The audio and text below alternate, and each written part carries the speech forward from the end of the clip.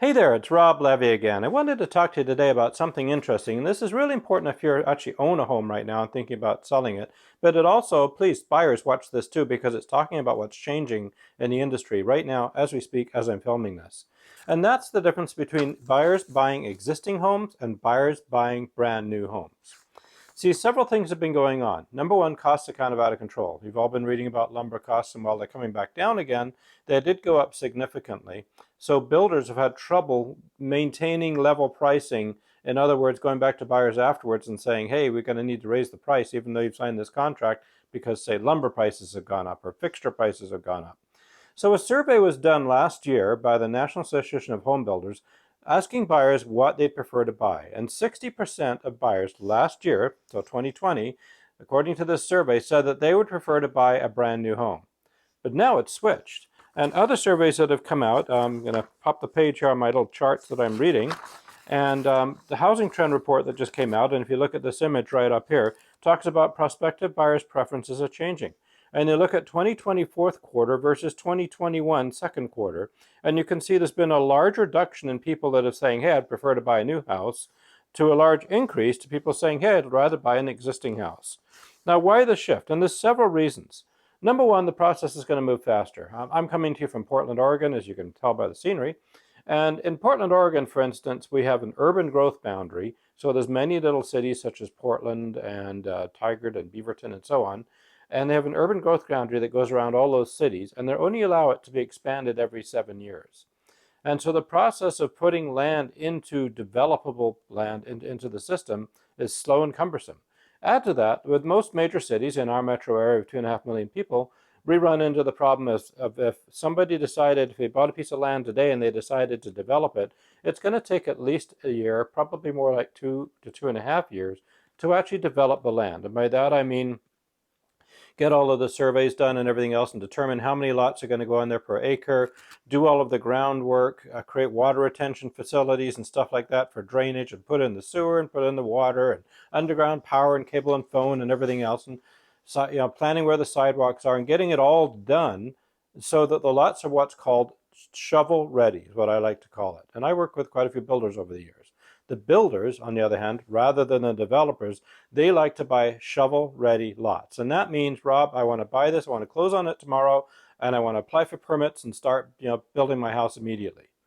But one of the other things that's happened is the costs of the permits and the time of the permits. For instance, the city of Portland, when I got into this business almost 33 years ago, you could walk into downtown Portland into the office, spend $49, and walk out with a permit by 2 o'clock in the afternoon.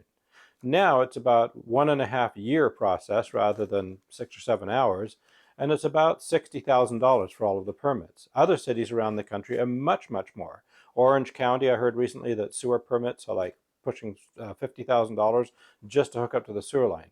So those are basic costs that the builders have to build into it. And the other things that occur are right now we're running into issues where builders signed contracts with home buyers, including some of mine, earlier on in 2021, and then lumber prices, as I'm sure you've seen by following the news, just shot through the roof.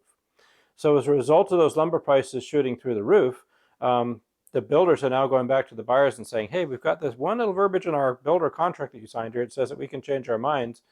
You guys can walk away, or we're going to raise the price $50,000 and pay it or go away. So for those reasons, again, the slide I showed earlier kind of pointed how people are changing their minds. Those are a couple of really good reasons why people are changing their minds. The other one is that the process would move faster. So if you buy an existing house, heck, if it's vacant and you're paying cash, you could close in a couple of days.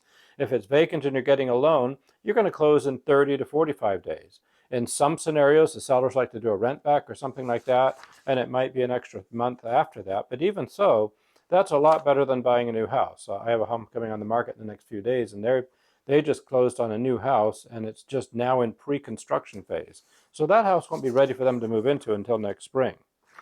So those are the two main reasons. The lack of unexpected costs that come up all the time when you're dealing with new construction, and the fact that what you see is what you're going to get is available right now. So the bottom line on this, what this really means is if you're a buyer, you really need to consider existing homes. There are all types of existing homes. Heck, we're showing homes tomorrow. One of them I noticed was built last year. The people moved in for 9 months and had to move out of town for a job. That's a perfect scenario. They've already put in the mini blinds and they've already added the air conditioning. They've done all of the yard, all that sort of stuff. So those are great scenarios because you're getting an almost new house that's just ready to go, turnkey. It's like buying a brand new house. And then there's also those older houses that could be 100 years old or more in our market. And they have their own set of charm and everything. Yes, they have their problems. So that's why you have a home inspection. The flip side is if you still want to buy a new house, they're still out there. The builders are still doing them. I work with several builders right now. We've got 2 new listings coming up of beautiful homes coming on the market. And of course, what you're going to get there is you've got the security of knowing, okay, I've got a roof that's going to last 30 or 40 years. I've got the latest builds. I've got extra insulation in the walls. I've got high efficiency furnaces and it's a cheap house to maintain and just don't have any problems coming up. So that's the other thought there. So if you've got any questions on this, reach out to me. If you're a home buyer, home seller in a different area of the country than Portland, Oregon, where I work, reach out to me again. I'm connected as one of the top selling realtors in Portland for almost 33 years. I'm connected with other top selling realtors all around the country, and I'd be happy to refer you to one of those agents. Please subscribe to my videos, share this with a friend, and thank you for watching.